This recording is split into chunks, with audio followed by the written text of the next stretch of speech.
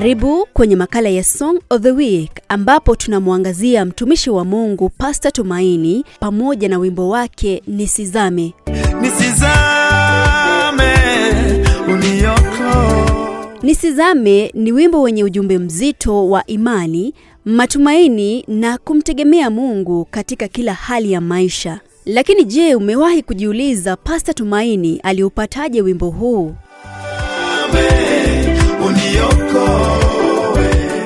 Hii hapa ni story yake akieleza kwa undani chanzo na safari ya kuzaliwa kwa wimbo huu Nisizame. Nilikuja town through a servant of God ambaye alinipata ninaimba ushago. Akaniambia, my brother, I think you have a talent and if you can have an opportunity ya kufika town, na jua hiyo talent yako ita expand. So niliona hii ni opportunity. So nikaja town. Nilipofika town akaniintroduce mahali pengine kwa Reputation Center. Kwenye Reputation Center nikaanza kusaidia kazi, kufua nguo, kupika na nini. Kwa bahati mbaya kuna watu wachache walikuwa na support hiyo place, waka withdraw support. Naye akawa anashindwa kuendesha hiyo Reputation Center na bado ndugu wako hapo. So unajua ukiwa katika hiyo hali unakuwa na hasira. So akaanza kuwa na hasira, nikawa mimi sielewani tena na yeye. So siku moja akaniambia, my brother, ninaona ujipange, na hajani introduce mahali bado. So nikamwambia it's okay, I think mahali Mungu amekutumia hiyo imetosha. Nitoa ushago, umeleta town, so I think Mungu alikutumia tu kwa hiyo. Then nikachukua bagi yangu nikaenda tu mita tu chache chini ya hapo, nikapata mti wa avocado, nikalala hapo. Ilipofika saa 4 mvua ikaanza kunyesha, mvua kubwa sana.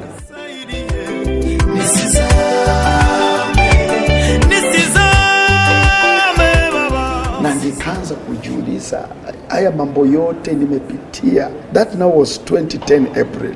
So nikaona nimepitia mambo mengi in this life. Nimefanya kila kazi inayoweza kufanyika. Nimeuza makaa, nimeuza njugu, kila biashara ile na exist. I think so far vile nimejaribu, acha tu niende nipumzike. Na ile kupumzika niliona mbele yangu ni kuweza kuondoa uhai wangu.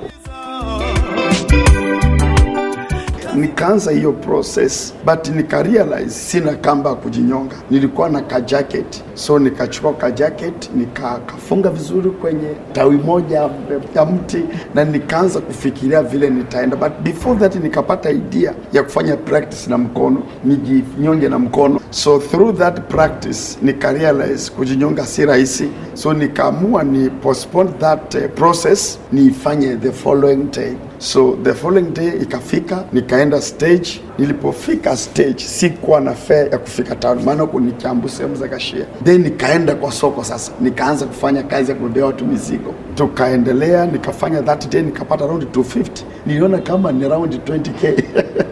That 250. So nikapata sapa, nikanunua kamba ya kujinyonga, nikanunua kamba ya kujinyonga, na nikaenda chini ya huo mti wa avocado tena huo usiku.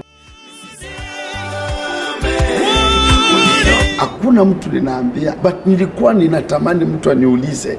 Kuna mama alinipata nikiwa ninalia na ananijua, so nilikuwa na expect ataniuliza, but huyu mama naye akanipita na siwezi mvamia nianze kushia na yeye. Actually through that my sister nilikuja kujua muuliza mtu unaendeleaje ni ya muhimu sana. But nowadays ni hi. Nilikuwa natamani mtu aniulize, my brother, unaendeleaje? Ningefunguka na labda that process ya kujinyonga ningeshare na yeye. Angeniambia, my brother, there is no need, you still have a future. Nisizame Yesu uniokoe. Nikachukua hiyo kamba that night, nikamwona najinyonga, nikafunga kamba huo usiku my sister. Ile ninawekelea shingo, sauti ikaanza kuniongelesha, ambayo hausikii kwa masikio, but unasikia ndani ya moyo wako kuna kitu unaongea. Hautazama, hauwezi zama, hautazama hapa. Na wimbo wa Nisizame ulitokea hapo. Nisizame Yesu uniokoe. That's not a composition song. Si wimbo unaandika kwa karatasi kwamba una compose. Actually for me, huo wimbo ni wimbo wa kuzaa. There are songs that ni wewe unazaa that message. And wakati nilipata that voice, nikaahirisha kila kitu ya kujinyonga, but nikaendelea kulala chini ya huo mti wa avocado for a few days, nikilala tu hapo. Baadaye nikapata fare kufika town. Nilipofika town nikapigia ndugu fulani, sikuwa na simu hata, nikapigia ndugu fulani, niliandika namba yake mahali kwenye karatasi, nikamwelezea kile napitia. Akaniambia, my brother, even me, I don't have a place to sleep, but I can talk to the person ambaye amenihost aweze kutuchukua wote wawili sehemu za Kangemi. So tukachukuliwa Kangemi na huyo brother, tukaanza kukaa hapo, wakaanza kuni-encourage. That place ilinifundisha, my sister, kusaidia mtu auhitaji uwezo mkubwa. So in that journey, kuna ndugu alisikia story yangu, vile ambavyo nimeteseka, akanipeleka studio, nikaimba nyimbo 7. Baadaye akaniambia, my brother, kulingana vile nimesikia story yako, kuna wimbo haujaimba. And I think nilikuwa na aibu ya kushare that testimony, but huyo ndugu akani-encourage, akaniambia, please just sing a song about that testimony. Hiyo ulinielezea vile umelala chini ya mti, na nikuulize, hakuna hata kitu Mungu alikuongelesha? Nikamwambia, brother, by the way, my brother, kuna sauti niambia sitazama. Akaniambia, that's the song, go back to the studio and sing that song. So nikarudi studio, nikaanza kuimba huo wimbo wa Nisizame.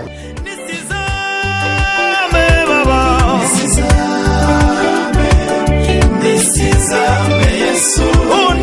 And huo ndio wimbo I think Mungu alitumia kuweza kuniintroduce na kuweza kubadilisha maisha yangu. And I think since that song ilikuwa released, sijarudi kwa hayo maisha tena. Don't take that direction ambayo nilichukua ya kucommit suicide.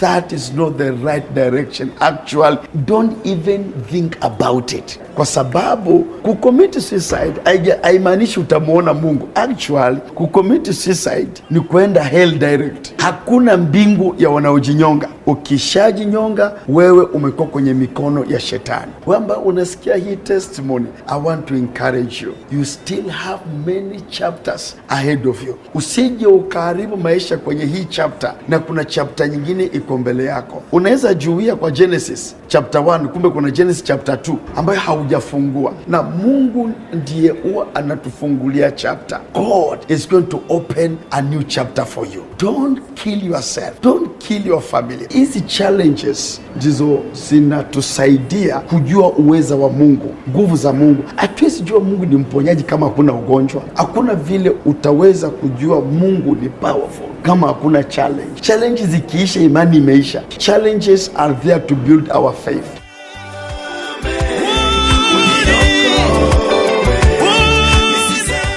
Imekuwa ni story behind the song Nisizame by Pastor Tumaini. Mengine mengi ni hadi wiki ijayo kwenye makala ya Song of the Week. Jina langu ni Lily Kanja.